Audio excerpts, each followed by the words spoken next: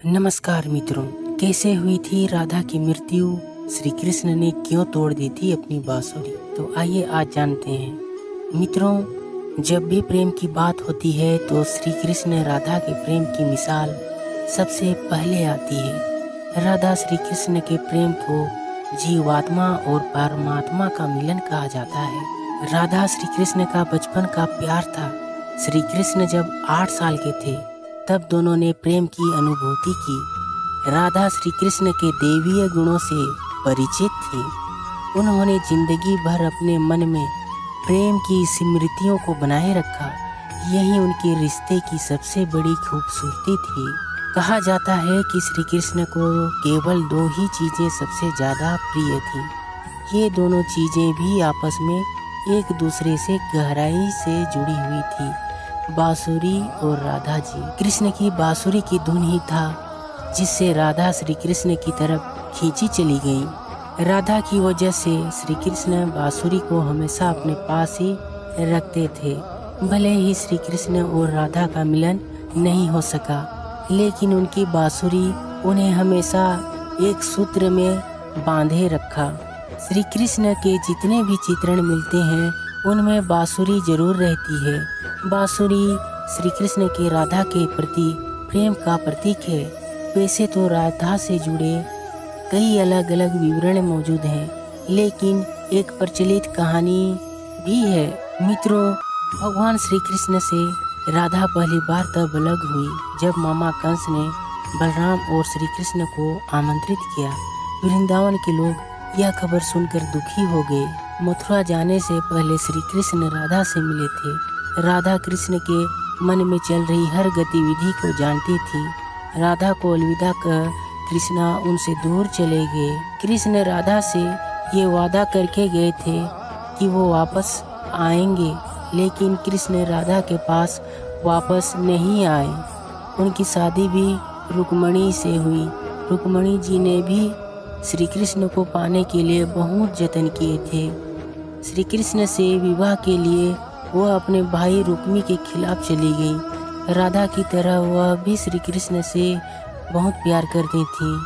रुक्मिणी ने श्री कृष्ण को एक प्रेम पत्र भी भेजा था कि वह आकर उन्हें अपने साथ ले जाएं। इसके बाद ही कृष्ण रुक्मिणी के पास गए और उनसे शादी कर ली। कृष्ण के वृंदावन छोड़ने के बाद से ही राधा जी का वर्णन बहुत कम हो गया। राधा और कृष्ण जब आखिरी बार मिले थे तो राधा ने कृष्ण से कहा था कि भले ही वो उनसे दूर जा रहे हैं, लेकिन मन से श्री कृष्ण हमेशा उनके साथ ही रहेंगे। इसके बाद कृष्ण मथुरा गए और कंस और बाकी राक्षसों को मारने का अपना काम पूरा किया। इसके बाद प्रजा की रक्षा के लिए श्री कृष्ण द्वारिका चले गए और द्वारिकाधीश के नाम से लोकप्रिय हुए। जब कृष्ण वृंदावन से निकल गए तब राधा जी की जिंदगी ने अलग ही मोड़ ले लिया था। राधा जी की शादी एक यादव से हो गई। राधा ने अपने दाम्पत्य जीवन की सारी रस्में निभाई और बूढ़ी हुई, लेकिन उनका मन तब भी श्री कृष्ण के लिए समर्पित था। राधा जी ने पत्नी के तौर पर अपने सारे कर्तव्य पूरे किए। दूसरी तरफ श्री कृष्ण ने अपने दैवीय कर्तव्य निभाए। सारे कर्तव्यों से मुक्त होने के बाद राधा जी आखिरी बार अपने प्रियतम कृष्ण से मिलने गईं। जब वह द्वारिका पहुंची तो उन्होंने कृष्ण के रुक्मिणी और सत्यभामा से विवाह के बारे में सुना, लेकिन वह दुखी नहीं हुई। जब कृष्ण ने राधा को देखा तो बहुत प्रसन्न हुए। दोनों संकेतों की भाषा में एक दूसरे से काफी देर तक बातें करते रहे। राधा जी को कान्हा की नगरी द्वारिका में कोई नहीं पहचानता था। राधा जी के अनुरोध पर कृष्ण ने उन्हें महल में एक देविका के रूप में नियुक्त किया। राधा दिन भर महल में रहती थी और महल से जुड़े कार्य देखती थी।